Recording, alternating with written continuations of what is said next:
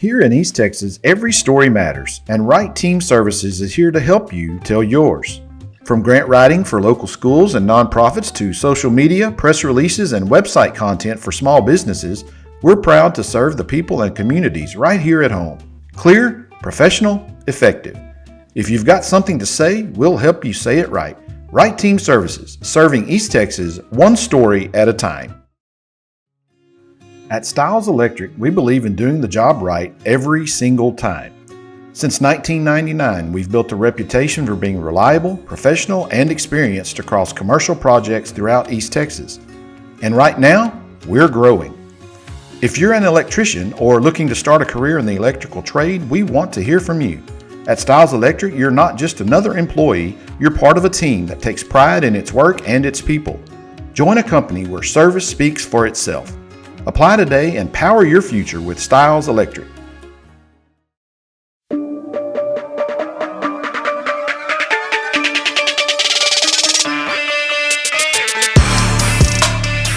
Hello again, and welcome to another episode of From the Press Box on the Wright Team Podcast from deep in the piney woods of East Texas. I am David Weaver, host of the Wright Team Podcast, joined as always again by my co-host, Sports Director of KMHT 103.9 FM, the heartbeat of East Texas, and also the pastor of Friendship Baptist Church in Marshall, Texas, Brother Matt Paul, who is operating on low sleep this morning, apparently. No, we got plenty of sleep. Just it's all the stuff they've been doing in between the sleep or around the sleep, I guess. But yeah, we're good. We're good. It is tax day. I hope you've on top of everything else you've got going on today, you've been able to take care of that. I know you ministers don't pay tax at all, right? Something like that, yeah. No, shout out to the lovely Miss Kelly Paul who is taking care of that. So, there you go, man. Oh, you got a good one if that happens for sure. Yeah. I'm fortunate enough to have a son who's a CPA, so hey, there you go. I don't worry too much about mine either. But let's get into today's show. We want to lead off this morning with some local talk here with what I'm calling East Texas Tuesday, actually on Wednesday. Of course, all the action happening last night as we sit here and record this. A lot of baseball and softball to talk about this morning. Specifically, Matt, let's take you and start off where you were last night. You mentioned before we started recording the podcast this morning that you were in Mount Pleasant for a really big game in District 10-5A in softball between Marshall and Mount Pleasant. Mount Pleasant comes away with a big win there, 5-1 over the Lady Mavs. Yeah, and of course, I was there for baseball. I'm covering baseball. We had Emily Ellenberg covering softball, but of course, I'm trying to get updates because, of course, want the Mavericks to win in baseball, but the softball game was the one that mattered. And it was almost an exact mirror or flip of the first time they played. Marshall and Mount Pleasant, when they played in Marshall, were tied at 1 until the 7th inning, and Mount Pleasant put 4 on them and ended up winning 5-1. Last night, Mount Pleasant scored 4 in the first inning, and it was a 1-1 ball game the rest of the way. It was still 5-1, so it was just kind of reversed. But Mount Pleasant is really playing well at the right time. They have a lock onto that 3rd seed and still could potentially maybe catch White House. But for the Lady Mavs, needed to have that one if they were going to make the playoffs. I mean, heck of a season that they're going to end up in the second half of the season beating 3 of the playoff contenders with White House, Lufkin, and T-High. They just needed one more, or they needed to not go 2-5 in the first half of the season, which is probably the better answer. But still, a big step forward for a program that's got a lot of good things coming down the pipe. Yeah, and of course, there is one more game on everyone's schedule coming up this Friday to close out the regular season in softball, and some things happening around the district. You mentioned in the standings, Hallsville again remains in first place, 11-2. The Lady Cats got a big win last night at home over Lufkin.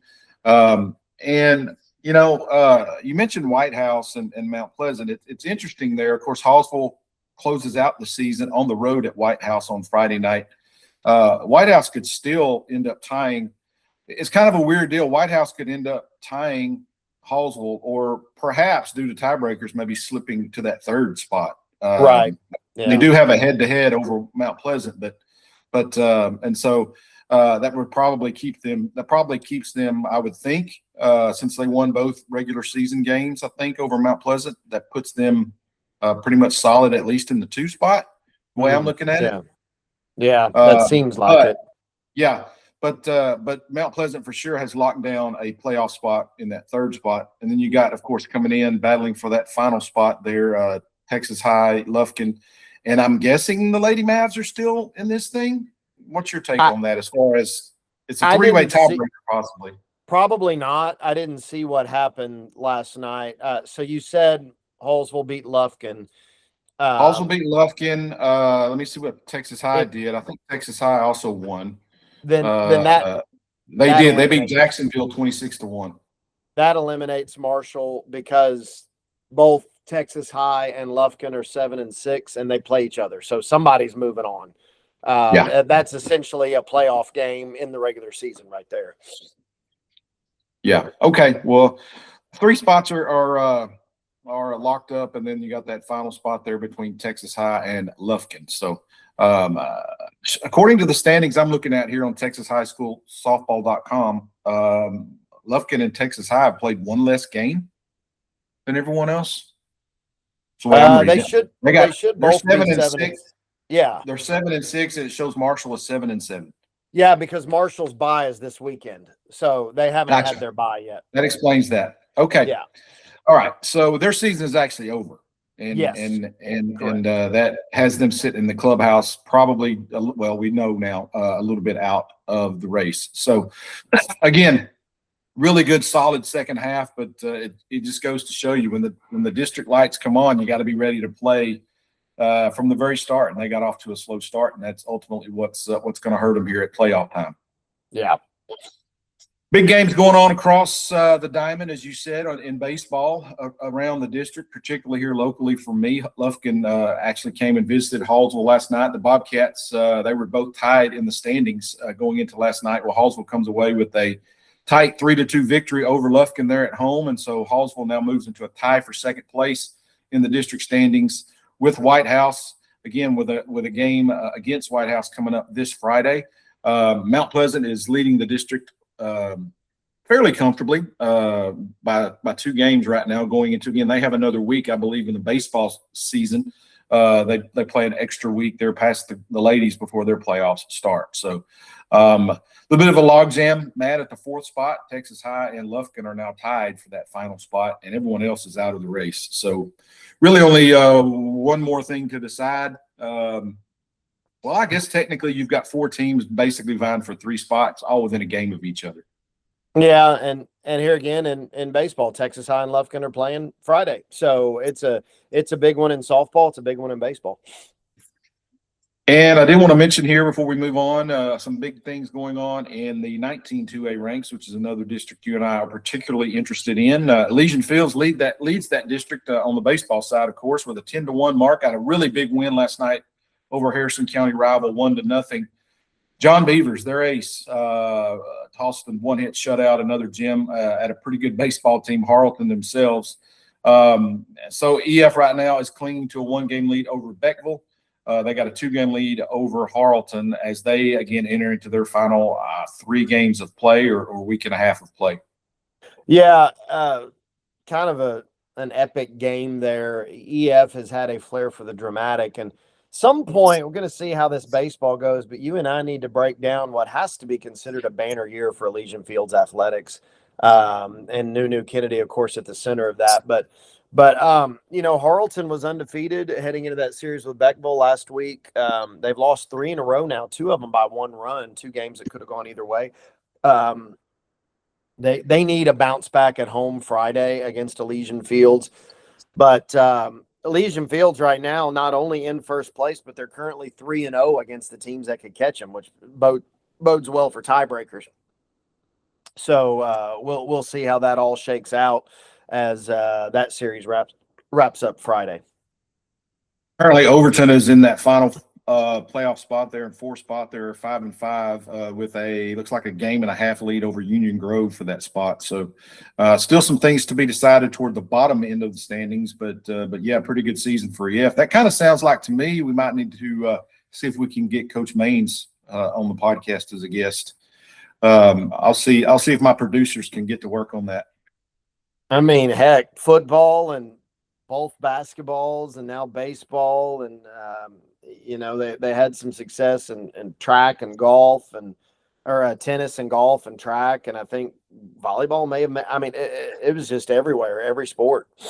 Yeah, which is a complete turnaround than what they've been seeing the last few years down there. EF's always competitive in things, and really like anyone else, most of the time you have some ups and downs. But yeah, this is definitely a memorable banner year, and again, hats off to all my friends down there in Elysian Fields for a great athletic year. Got some really good stuff going on in that district.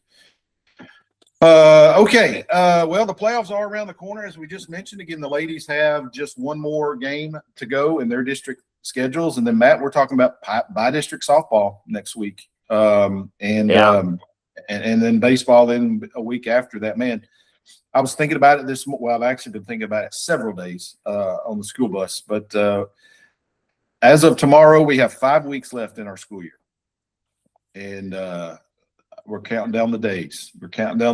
But and I know everyone is. This is the kind of year for folks who don't know anything about Texas schools.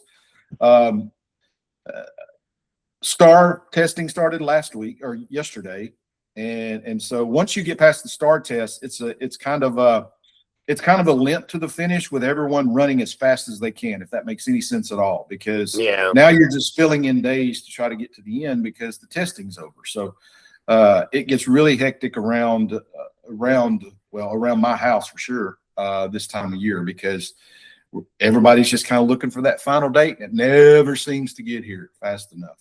You're about to be out of that. You're about to be out of that. Yeah, well, out of it because of the kid, but try living with the senior counselor at a high school as you get closer to graduation. That's right. Boy, you can want to have talk about podcast overwhelming. for that. Yeah. And plus, with all the work you do for KMHT, I don't guess you're ever going to be out of the cycle for sure. All right, let's talk about shift gears here and go to something that's coming up here. And it kind of all leads together here based on another question we're going to ask here in just a few minutes. But the NFL draft is coming up, and as of today, it is 8 days away. Next Thursday, it will be taking place there in Pittsburgh. Some key questions I wanted to look at here. And again, I'm going to do an update of my mock draft. Oh my gosh. If not Friday, I will drop one maybe next week on the podcast and just kind of see how things have changed. I'll do it a little bit differently than we did last time with the methodology, but everything's kind of becoming into kind of a blurry focus, if you will, because man, there are so many false flags that fly around out there these days. And the insiders, even the inside of the insiders, will quantify everything they say this time of year with the fact that they could be being used as a pawn in this secret game of these teams trying to put out this false information. It's very fascinating to watch that. It's almost like moving pieces around a chessboard in a lot of ways. But all that to say, the big question, at least around here for me, is the more you hear, will Dallas be the team that actually moves up or stays put, right? Because you've got no fewer than what I can gather about 5 to 6 teams that are looking to bail out of that top 10, because this draft is not very deep. And I may have mentioned it in when I unveiled my first mock a couple of weeks ago, Matt, that there's really about 15 of these players who are graded as a first-round grade, maybe less. Which is, compared to most recent drafts, probably the lowest in terms of first-round talent that you're going to see coming out. This is not the best year for Dallas to have 2 first-round picks, unless they can use them to move up and get one of really the 3 defensive impact players that I see. Well, maybe 4 defensive impact players on the board. That would be David Bailey at Texas Tech. That would be Sonny Styles, the linebacker from Ohio State. That would be Caleb Downs, the safety from Ohio State. and then the cornerback from LSU, Mansour Delane. Those are the 4 players that I say are a first-round impact defensive type player. Problem is Dallas sitting at 12 really is kind of out of the range unless one of those guys sees one of those epic falls on draft night. So with all that being said, that's the big question. And the rumors out there is that the Cowboys are actively trying to move up to try and get one of these stud defensive players. I'm kind of torn on that. As I mentioned, I would love to be able to keep that second first rounder. But the way this thing looks with all of these players really outside of the first 15 or so receiving kind of across the board second round to third round grades, yeah, it might be beneficial to maybe give up that 20 and drop. As the big rumor is yesterday, had the Cowboys trading 12 and 20 to Cleveland to move up to number 6 and also receive Cleveland's second round pick, which was 39. So if you're looking at it that way, the Cowboys could potentially get an impact defensive player at number 6 and still be in the mix to get a pretty good second round grade type player. That's not going to be really that different from them sitting and picking at 20, at 39. Yeah. So anyway, that's the big question that we're going to be watching as we move forward into next week is, will the Cowboys move up or will they stay put? Does Jerry have it in him to roll the dice and make a deal like that? It almost seems too obvious, which means it probably won't happen. And we all know how the Cowboys, as long as they're in the headlines, they're okay with it, whether there's any teeth to it or not. So we'll see what happens with that. I personally, as a fan sitting here, would love to see him get Sonny Styles. Yes. I think of those 4 I mentioned, he would provide the most impact for this team. I know you're kind of partial to David Bailey out there at Texas Tech. And I've admitted this, I really didn't watch Tech play a whole lot last year, so I don't really know. But you have confirmed to me via text that he's the real deal. So I mean, he is, but look, you don't find people built like Sonny Styles usually. That guy's like he was made in a lab or something. I mean, I feel like I do very much like David Bailey, but if you end up with Sonny Styles, you should not be disappointed at all. Would not be. And in my opinion, just looking at everything in my uneducated manner, just kind of listening to everything and watching some things going on from again, I take I'm kind of the insider of the insiders, right? I take what they say and put it all together. But basically, if you do all of that, in my opinion, Sonny Styles may be the number 1 player on the board, like number 1 top overall player. He certainly would fit the glaring need right now for Dallas, which is a green dot middle linebacker type player. Yeah. And man, he is impressive athletically and physically and everything you look at. I would love to see him in a Dallas uniform. Don't know that he'll get to him unless they're just pretty aggressive. I don't see him falling out of the top 7 at least. So anyway, got to move up to get him if you want him. But anyway, it's going to be fun. Then there's another question here that I wanted to get your take on. What are you going to do with Jeremiah Love, who may be, in my opinion, the number 2 talent in the draft? I don't know what you do with him as a running back. I've seen everything where he falls out into the second round to going in the top 5. No one knows where he's going to land. What are your thoughts on taking a running back that high in this day and age? I mean, it's scary to take a running back that high. It's a league that right now just doesn't – it's not running back heavy. It's just not. That's the reality of it. But I will say one of the things that stands out to me is I remember his last year in college. Kenneth Walker was he just exploded onto the scene for Michigan State. And I mean, he was an elite running back. No one thought you're going to take him in the first round. I don't even remember what round he went in. All I know is he's the Super Bowl MVP. and he was the reason Seattle won the Super Bowl. Well, no, he was, to me, the primary reason they won the Super Bowl. That's why they gave him the MVP. So if you wonder, can a running back make that kind of impact? Yep. And if you wonder if Jeremiah Love is the best running back prospect we've seen in quite some time, I would also agree with that statement. The problem is you've got to get in the right fit. You've got to get in the right fit. And if I'm a team picking in the top 5, if I have a top 5 pick, that automatically means I'm not the right fit. That means I've got line issues or chemistry issues or development, whatever it is. So Jeremiah Love's a top 5 talent. I believe that he can, in the right fit, be the reason a team goes all the way to the Super Bowl. But running backs are a different animal. You've got to have the proper scheme, the proper coaching, the proper line, and everything. And usually if you're picking that high, you got a lot of deficiencies there. My next mock will be more of a gut feel type thing when we go through it, rather than the last one, which I just kind of went need based. But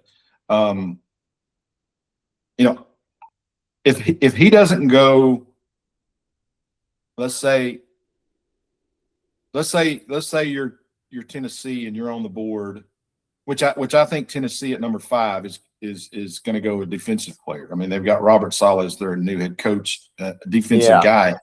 I think he'll be in the mix to take Sonny Styles or Arvell Reese or whoever falls to him, at number 5. I could see him though. I could see the Titans being a place where they might take a Jeremiah Love or look to trade out to fall down and get Jeremiah Love. I would also look at maybe either probably at Kansas City at number 9. I could see them surprising everyone and taking and giving some help to Patrick Mahomes in the backfield. And so, but yeah, it'll be interesting to watch on draft night how far he falls, because he's a top 3 player in this draft, but he's a running back. And as you said, if you're picking in the top 10, well, if you're picking in the top 12, because Dallas is in the top 12, and this is what upsets me so much about their free agency, that they didn't fill all their needs in free agency prior to the draft. If you could do that, you wouldn't have to be – you could take the best player available at number 12, which would most likely be Jeremiah Love. But now, without linebackers, without pass rushers, without, another really starting cornerback, you can't really afford to take that guy at number 12. You're locked in. I don't care what they say. You're locked in to drafting for needs at this point. Yeah, and you're gonna have to pass, and let a guy, if he's there, you're gonna have to let him drop farther because you just can't take him for your team. Yeah. So completely agree. Let's move and talk about a little NBA right now. Did you get a chance to watch the play-in game last night or the play-in tournament game last night? Wow, what a way to start. Only highlights, because again, I think I got home at 11:15 from Mount Pleasant. But my goodness, I usually don't even pay close attention to the play-in games. If I'm home, I'll watch them. My sons and I, we do a draft every playoffs where we each take 6 teams, and you get a point for a round 1 win and a point for a round 2 win, and so forth. And so, but that's 18 teams you can take between the 3 of us. So there's 2 teams that don't get taken, and the 2 teams that didn't get taken, I don't even remember who they were, but they were, of course, playing teams.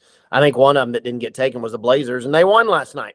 And so it's just kind of funny, but man, 2 fantastic games. I tell you, if this is any indicator of what we're in for the NBA playoffs, then buckle up. It's going to be fun.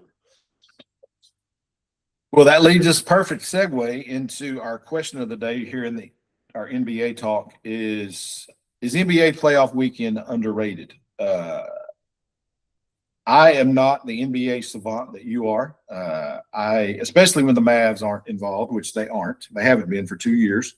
And so I was not really, this wasn't on my radar when you brought this up. But starting Saturday, you've got 4 games on Saturday, and then you got 4 games on Sunday. So basically 8 games back to back, right? And your question was, is this first NBA playoff weekend an underrated sporting event? And I'm assuming you have an answer for us on that, but tell us your thoughts on that and why you think that way. Yeah, this is one of a few, and really we're entering this time of year that I think just don't get. They're way better than the amount that we talk about them. Obviously the opening days of March Madness and the Super Bowl and the World Series, and these are all things that rightfully so are not underrated at all. They're either properly or maybe even overrated a little bit. But the NBA playoffs is a grind, man. It is. You earned it if you won it all, because you had to win 16 postseason games, and sometimes you're having to play upwards of 25 or more to get there.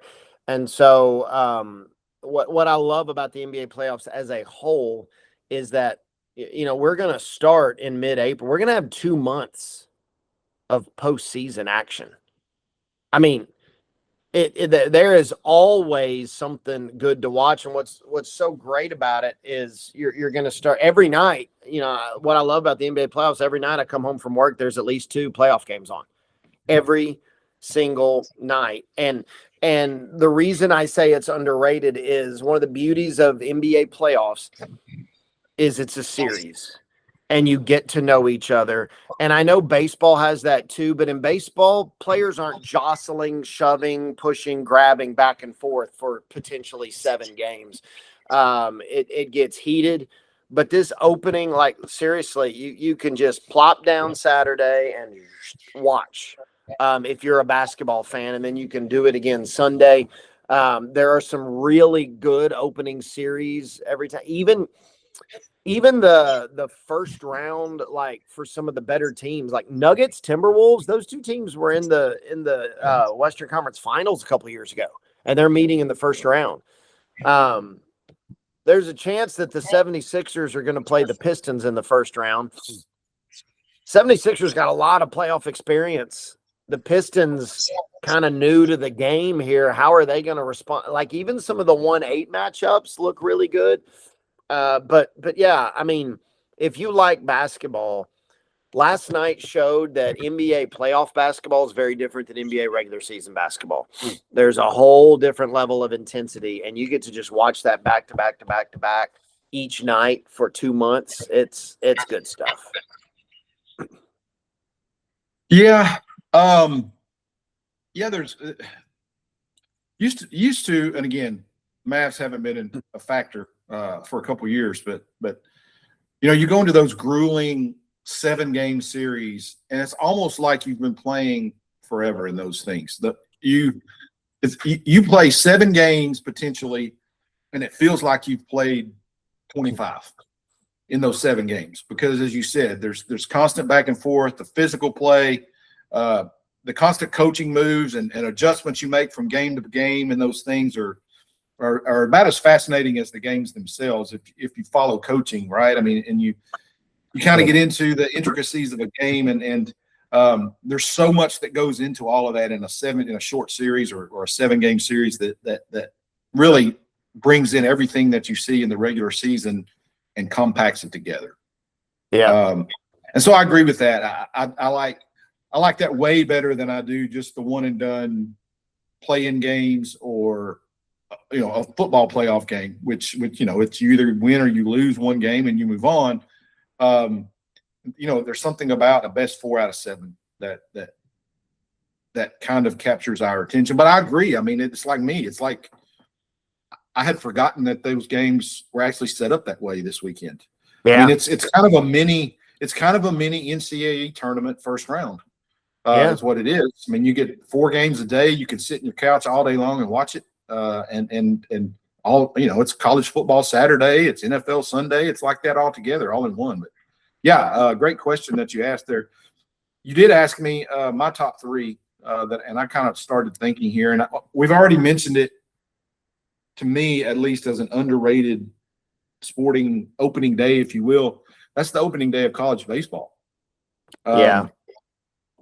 It's kind of at a weird time. It takes place in February, which, usually Major League spring training is, just started, and you're, right in the middle of basketball season. It's caught on a little bit more here recently. But I remember, 20 years ago, you didn't even know college baseball was happening until May, in a lot of places. But opening day is pretty special. And again, I've was able to experience that personally in my family for a while at DBU. And I mean, it was a special day to be there on opening day. Here's another one that I think, and this is not really an opening day, but I was thinking of the Kentucky Derby. And I know we get to see it on TV and all that kind of stuff, but have you ever been to Churchill Downs in Louisville? No, I've been to horse racing in Hot Springs, Arkansas. It's a pretty nice track there, but never to Churchill. So a friend of mine, when I was at ETBU, I don't know, 25 years ago, we went to a public relations conference in Louisville, and they had two of these tour days that you could pick. Well, I can't remember what all of them were, but I mean, one of them on one day was you got to go to the Louisville Slugger Museum. And then the other one was on the other day, you got to go to Churchill Downs and tour, Churchill Downs. Yeah. And so that opened my eyes to not necessarily the horse racing part of it, which is exciting, right? It's the fastest, or the most exciting 3 minutes that you watch, or whatever it is. But just the history around that place, man. I mean, and you talk about one day a year where you go back in time, and it is a big deal. Like, it shuts down Louisville, Kentucky, when the Kentucky Derby is. And you don't get to see that on the TV coverage. You don't get to see all of that goes into that. And I was just really impressed by that. And in a way, I think that's probably a little bit underrated, just because of the experience that you miss if you're not there. I do know some friends who have actually gone to the Kentucky Derby, and they have confirmed it is a once-in-a-lifetime event. That everyone should be able to go to that. And I don't bet on horses, or I don't bet at all. Right. But, I wouldn't mind going and experiencing that. I don't know that I would love to get all dressed up to do it, but anyway. And then here's another one. I'm going to throw a curveball at you here. And again, this is not an opening day per se, but it is an event that I think is underrated. Maybe not so much in our area because they happen, somewhat frequently, but that's Professional Bull Riders Rodeo. Oh, yeah. I don't know if you've ever been to a rodeo, Matt, or really the Professional Bull Riders, because it's all bull riding. It's not anything else. That is something that you, living here in East Texas, before you go back to Arkansas, wherever that is, if the Lord takes you back, you've got to go and see a rodeo when it comes through. One of the most exciting events I've ever been involved with. I got to cover a few. Marshall hosts one, or they used to host a PBR event. I guess they still do. I haven't really had my finger on that pulse lately, but when I was at the Marshall News Messenger, I would go cover this every single summer. And man, you talk about, how we're all kind of, talk about our eyes can't look away from the car crash, or your eyes can't look away from the gruesome injury that happens on a football field sometimes. Yeah. Your eyes cannot look away when a cowboy is riding a 2,000-pound animal that is looking to end his life. And there's that one moment in every ride where you think you're about to see it happen. And it's fascinating. I don't know if that's a good thing or not, but it is a piece of excitement that you will never forget. So put that on your bucket list. If you've not done it, go see a PBR bull rider competition. Yeah. Yeah. That's cool stuff. I have heard great things about that. For me, the other two, in addition to this, you mentioned college baseball opening day. The first day of regionals in college baseball, 32 games on a Friday. The regionals are so crazy because you play this whole year of 3-game series, right? And then you get into the regional and all bets are off. You're pitching. You might have to play 4 or 5 games over that weekend. And suddenly you've got to figure out pitching and all the rest. And so, but games usually start at like 11 or maybe even 10 in the morning. And then there's some starting at 10 at night on the West Coast. I love regionals for baseball. And then the other one I'll give you, just once, I'd like to go to Flushing Meadows for a night U.S. Open tennis match. I don't know if you remember I think it was the early 90s, Jimmy Connor's last hurrah. He's like 39 years old. And I think he made maybe the quarterfinals or something.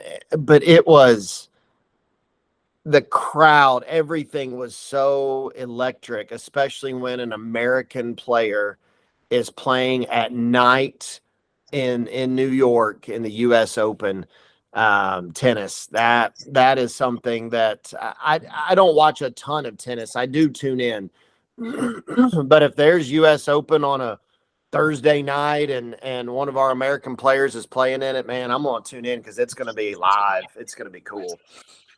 It's cool that you said that because my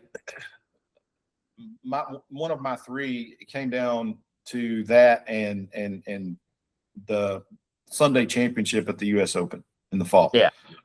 I do remember. I'm not into tennis as much as I used to be because, number one, I can't play tennis anymore physically, but I used to play it kind of recreationally. But I'm down to pickleball now or ping pong. That's really ideal. But there used to be back in what I would call the heyday. Of course, it was probably more because it was my heyday back in the late 80s, early 90s when you had the latter years of Jimmy Connors and John McEnroe, but they were bringing in this new wave of players like Pete Sampras and Andre Agassi and a couple of others. And there was some excitement on the women's side as well. Steffi Graf, Monica Seles, all of that good stuff. That was high impact theater and entertainment to watch that throughout the 2 weeks of the U.S. Open. And there is something special. It appears to be when they are sitting there in that stadium court at night and playing. So I agree with you on that one. That would be an interesting thing. Maybe you and I should just take off and go up there 1 week, and all our listeners out there can help us. Yeah, it's always in the middle Send of donations. season. There's nothing going on. For us to go watch the U.S. Open. That's right. That's right.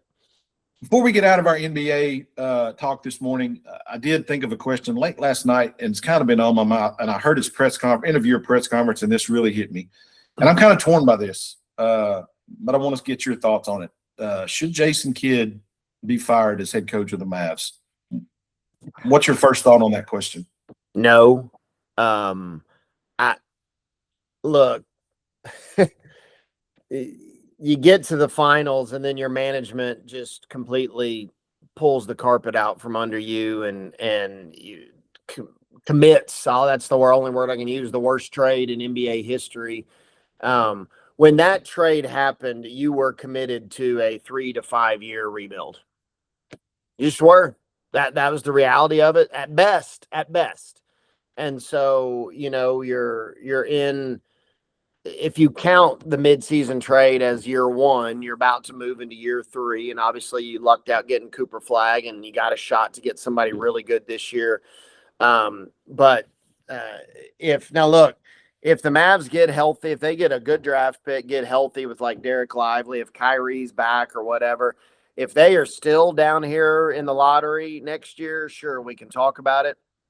But I don't know how anybody would expect anything different than what these last 2 years have done when you make a trade like that. I agree. And the only reason I said I was torn is because, and look, I know he's come out and he's gone on record as saying that he was told at the 11th hour of the trade, prior to him making that statement a few weeks ago, I was all in on him moving on because it appeared his fingerprints were on pulling that trigger on that trade, or being kind of complicit in it. But since he has come out and officially said, now who knows what actually, went on behind closed doors. I think, and I mentioned it the other day, I think, but I think he's done a tremendous job bringing Cooper Flagg along this rookie season. I don't know how good Jason Kidd is when it comes to X's and O's on the court. I don't know, but I don't know how important that is in the overall scheme of NBA coaching either. It's more about managing personalities and matchups and things like that. I don't know that there's a whole lot of, and you would know this more than me. I mean, I just don't see a whole lot of X's and O's and calling plays from the bench and things like that from a head coach, as you would see in the college game. It's a different coaching job in the NBA when you than it is in college basketball. Definitely. With all that being said, question. he is Jason Kidd. He's a Hall of Famer, and I think he may have done. I don't know. I think this is his. What is this? His 5th year in Dallas. Can't remember. This may be his best, or at least top 2 coaching performance that he's had since he's been in Dallas. And it's not easy when your organization, number one, as you said, trades away your generational player for nothing, basically. But then when they say, okay, and oh, by the way, we're going to tank. Yeah. And so he found a way to successfully tank while also developing, the future of your franchise and it not be a wasted year for Cooper Flagg. Yeah. And so I don't think he should be fired. I agree with you. I think he should, I think, again, you should give him at least the 3 years for the rebuild. Next year, the excuses they've had this year, they won't have next year.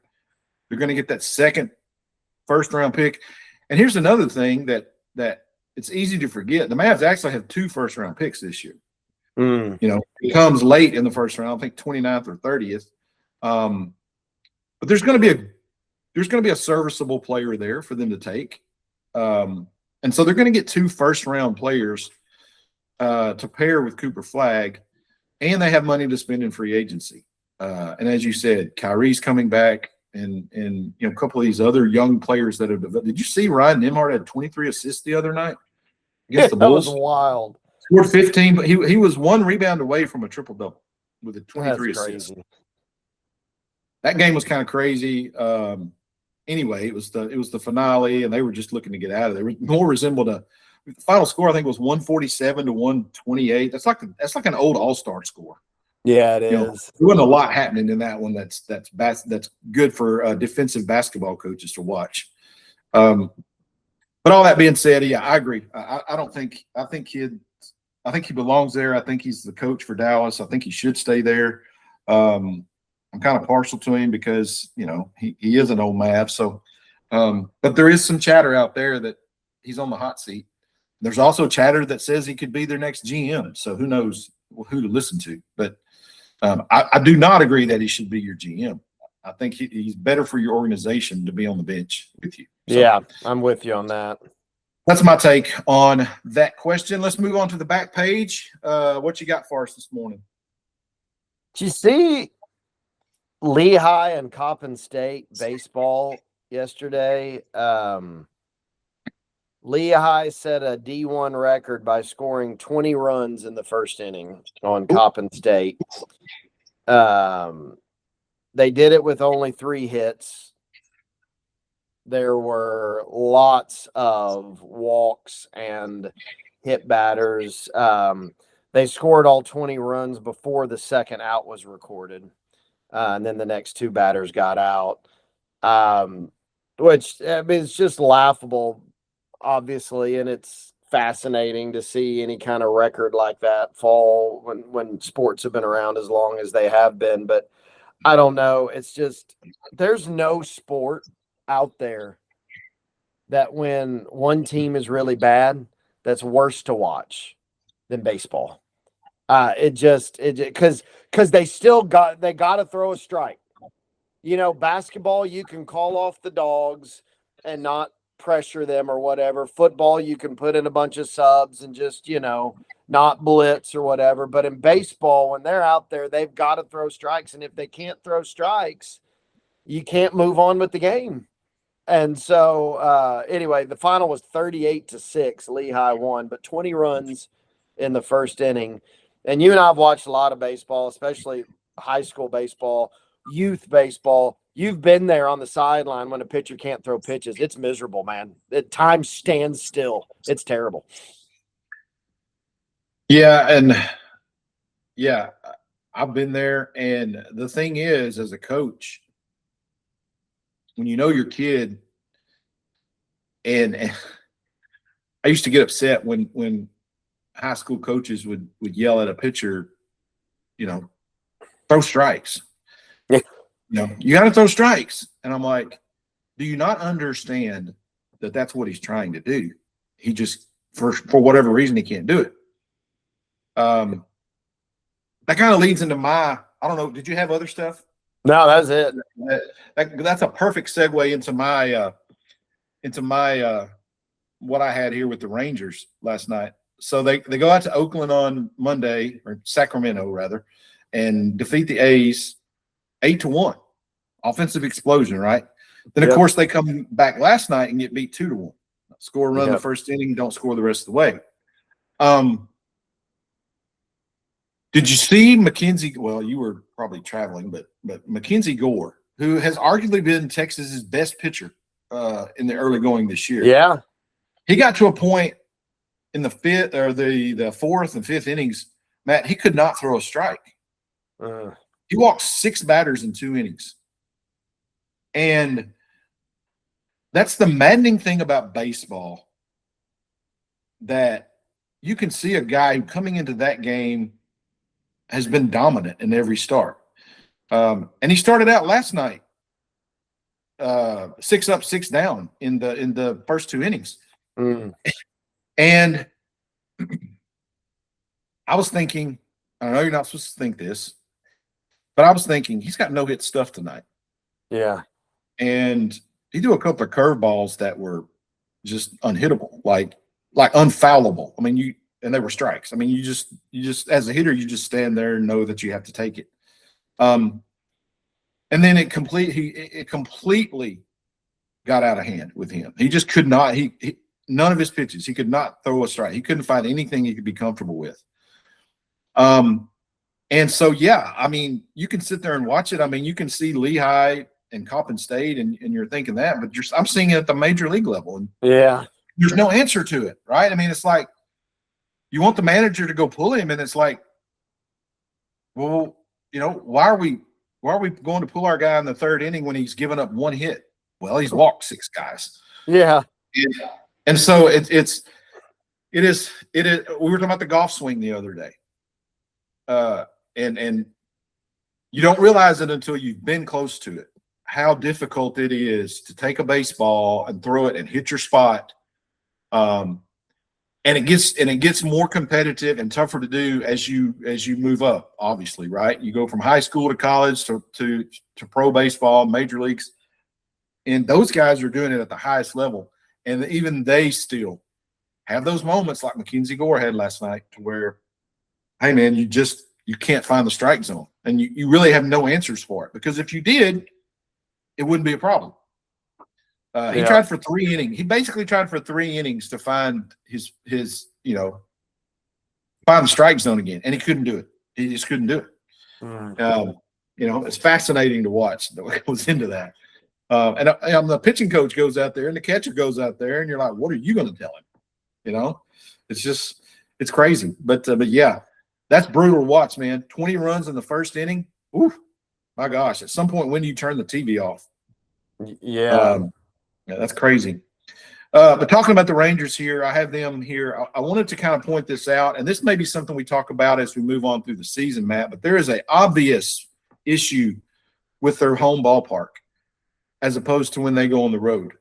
So I went and pulled some quick stats here that I wanted to run by you just to see what you think of this and to see if you agree with me. The Rangers have played 6 home games so far this season at Globe Life Field. They're 3-3. In those games, they have a 203 team batting average. They've hit 2 home runs. They have a 571 OPS, and they average 2 runs a game. Now, I don't know what's more fascinating stat, that is what it is, that they only average or hit 2 home runs in 6 games, or that they actually split those games. Yeah, how are they winning anything? Those kinds of numbers. But then you take them away from that, and they've played 11 games on the road. So, a few more road games at this point. They have a 245 team batting average, 738 OPS. They've hit 17 home runs, and they're averaging just over 5 runs a game. Now, you go and pull this up on MLB.com with their stats, and at home, the Rangers offense is at the bottom of the league in every category. Every major offensive category. You take them on the road, they're in the top 10 in every major category, offensive category. And again, it's a small sample size when you look at it just for this season, but man, this has been a problem at Globe Life Field for the last, ever since their World Series. I don't know what's going on in that ballpark. I've been to that ballpark. I love it as a fan. It's air conditioned. I don't know if that has anything to do with this. It reminds me of the old Astrodome when you may be too young to realize this, but man, back in the 70s and early 80s, the Astros leading home run hitter would have 15 home runs a year because he played 81 games in the dome, and the ball would not carry. It got so bad that they were one of the first teams to ever decide to move your fences in, and it still didn't help much. So the Rangers have a home game problem, and it's unfortunate because they've still got, 76 more games to go at home.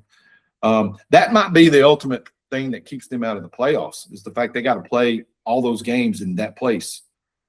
Well, but I think you're right about something about the ballpark, because like you said, if you're only scoring 2 runs a game, but you're somehow 3-3, the other teams aren't scoring either. No, like you can't win that. So it doesn't seem to be a Ranger specific issue. So I don't know. It'll be interesting to see how that plays out as we get a bigger sample size. I've tried to kind of play this out in my mind and make a positive out of it. We've got an offensive club that is going to be a major league offensive club when they're on the road. When your pitching may not be as comfortable or as dominant when you're on the road. So that hopefully will balance out and give you a solid road team. It's the complete inverse of that when you come home, because you've got a dominant pitching staff, which you need to play in that ballpark. But you have to be a completely different offensive team, because the ball does not carry, at least. And look, I've heard people say open the roof. Well, they opened the roof, I think, for 3 games, and it made no difference to the offensive numbers at all. Matter of fact, I think they got worse. That was the one game they got shut out in that. Yeah. So, I don't know, man. It's something to watch, and I am going to be watching it because I can't figure it out. It's like I'm watching 2 different ball clubs play, and it depends on where they are. It's crazy. Yep. On that note, and I do kind of have to take a bit of a jab here. Again, this is just factual, guys. I'm not trying to run anybody down here, but the Astros dynasty, Matt, may be over. I don't know if you've been following them lately.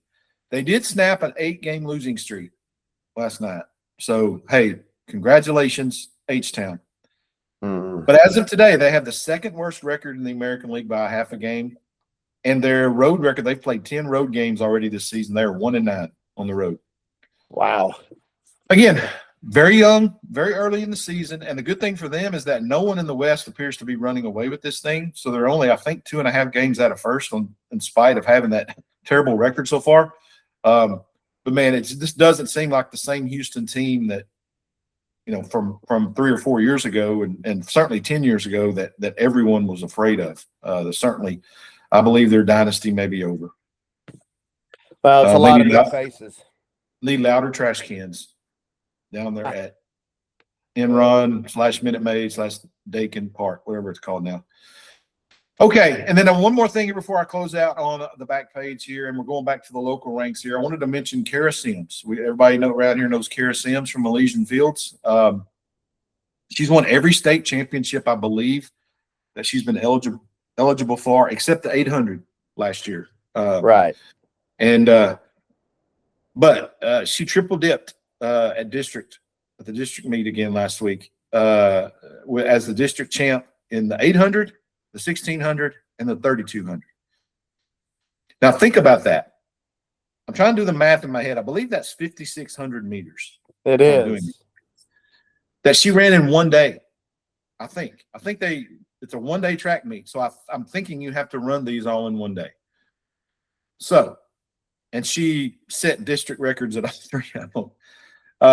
And look, I'm saying that because everyone kind of, well, if you're in the high school ranks around here and really across the state, you've heard the name Cara Sims.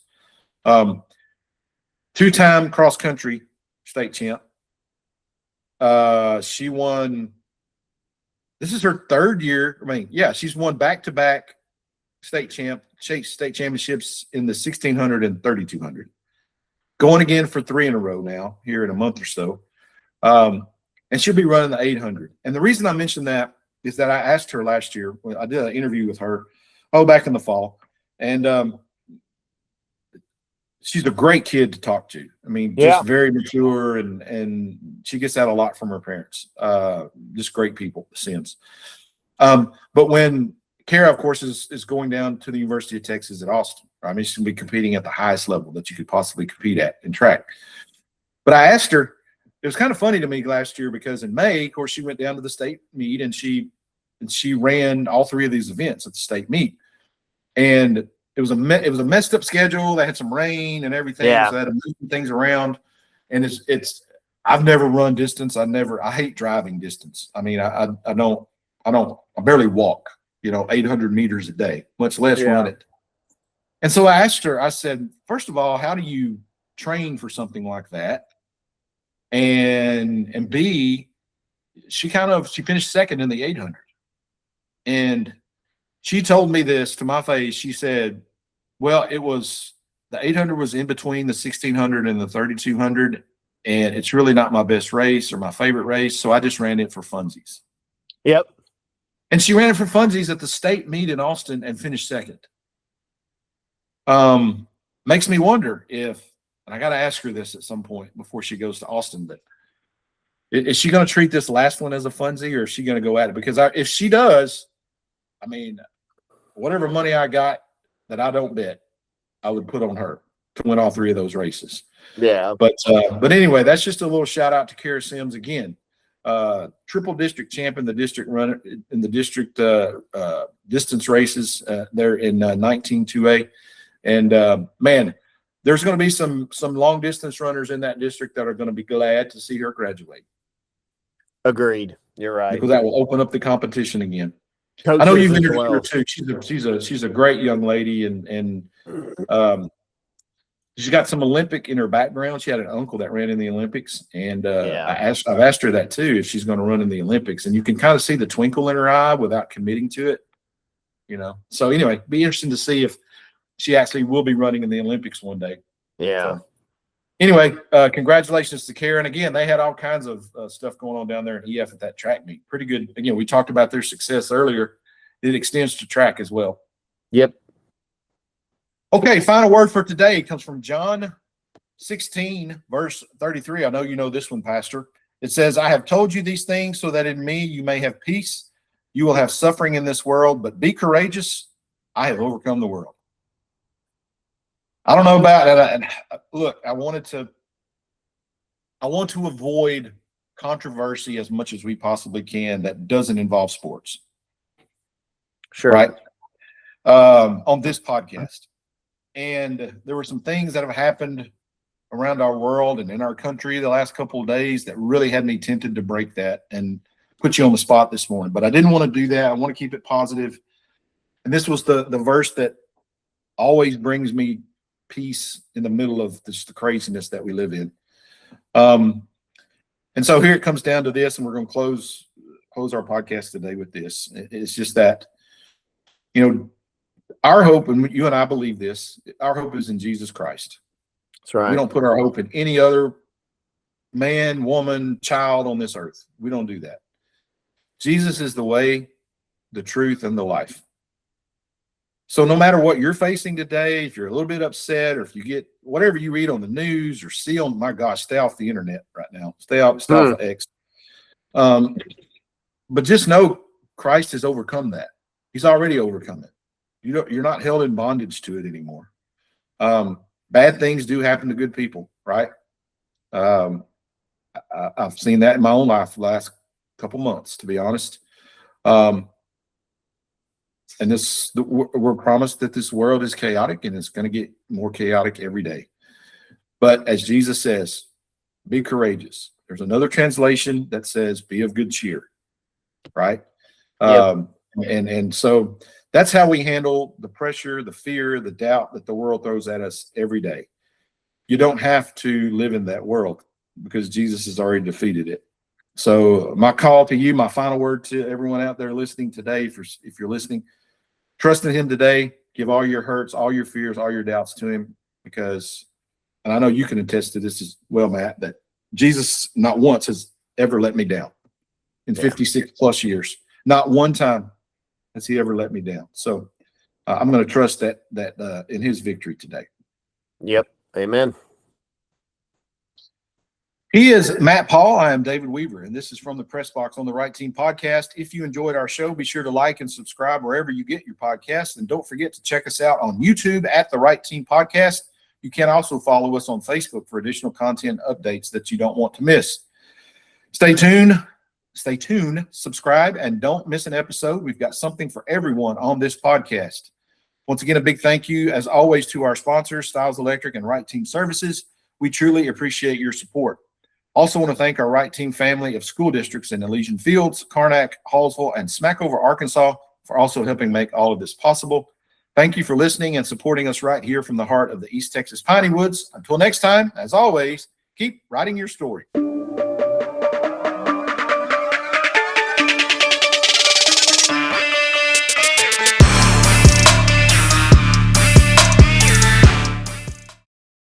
Did you know that someone somewhere is talking about you?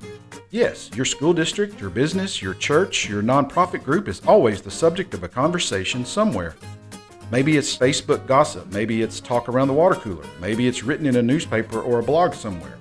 At Right Team Services, we work with you to manage that conversation more effectively, to give all of your stakeholders an opportunity to hear your message. We help you create a culture of transparency in your organization that makes your customers and stakeholders feel comfortable as part of the story, and as a result, will help your business or school district become a more effective, trusted member of your community. Contact me today at rightteamservices@gmail.com to learn more about how Right Team can help you tell your story.